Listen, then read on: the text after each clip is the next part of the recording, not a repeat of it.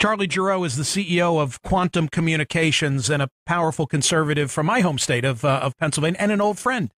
There's the inside look at CPAC. Truly. So Yeah. we broke some news. He's for Carly Fiorina, right? Wow. That Yeah. was interesting. How long have you known Charlie Giroux? When did you first 100 meet years. him? 100 years. Yeah, I've known him. I've known him forever. I met Charlie when I was an undergraduate, and he was a law student at Villanova. I want to get this right. Had he just graduated, maybe? And he was a political director for Ronald Reagan You are for kidding me. Eastern Pennsylvania. That's how you know him? In fact, it was Charlie who said to me, it was Charlie who pulled out a business card, and do you have his number?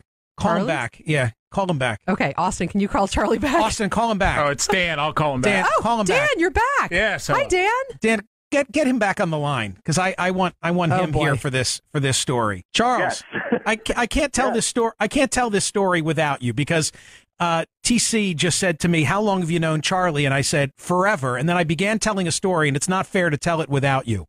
So here's my recollection. Meat market. That's exactly right. But hang on. So it's the spring of 1980. Reagan is competitive with Papa Bush, George Herbert Walker Bush. Charlie Giroux, having just graduated from law school at Villanova, is coordinating the eastern half of Pennsylvania for Governor Reagan. It was Governor Reagan at that time. I'm a young guy, an undergraduate, getting involved in Republican politics, all enthused, recently graduated from high school. As a matter of fact, I just graduated from high school.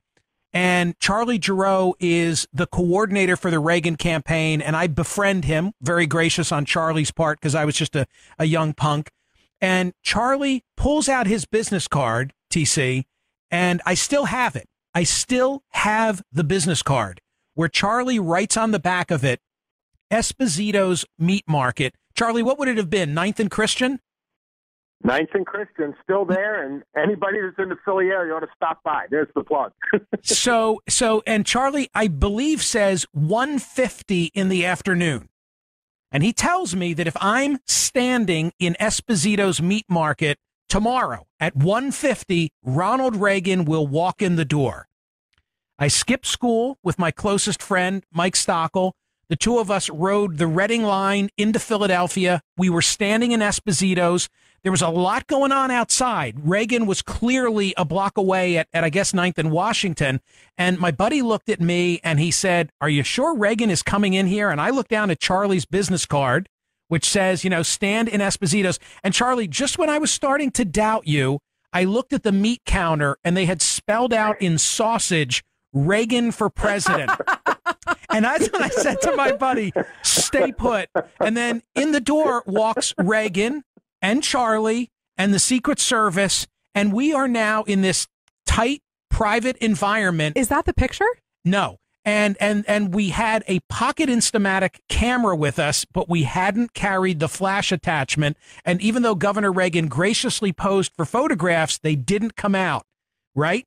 So now That is correct. Charlie knows I'm heartbroken about the picture. Charlie, this is the part I don't know if you remember. A few months later, The Bellevue Stratford. Reagan comes back to the Charlie Bellevue is Stratford. good. Charlie's so good. Reagan comes back to the Bellevue Stratford now to do a fundraiser. Charlie, do you remember the ticket price of that fundraiser? It wasn't cheap. In those days, it was a ton of money. It was $1,000. So in those days, that was big, big money. So Charlie says to me, come to the fundraiser. I'll see what I can do. When I arrive at the fundraiser, I have I'll use the word purloined name tag, which I slap on my one and only sport coat. Just because you use a fancy word does not mean it wasn't stolen. and Reagan, he was so funny in those remarks.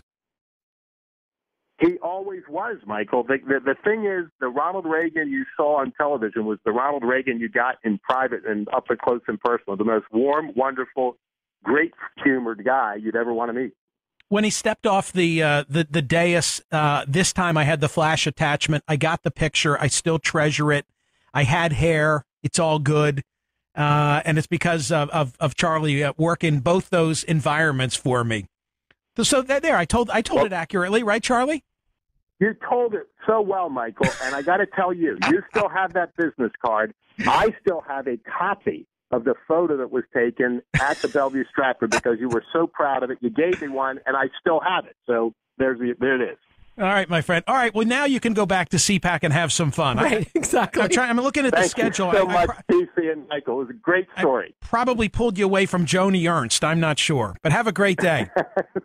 You too. That's Charlie Giroux down there at You definitely needed him CPAC. to tell the story. Isn't that funny? He remembers it just the way you do. It's unbelievable. Well, then it must be true. It must be true. I remember it that Purloined way. it all. Brian Williams remembers it that way. It's all good.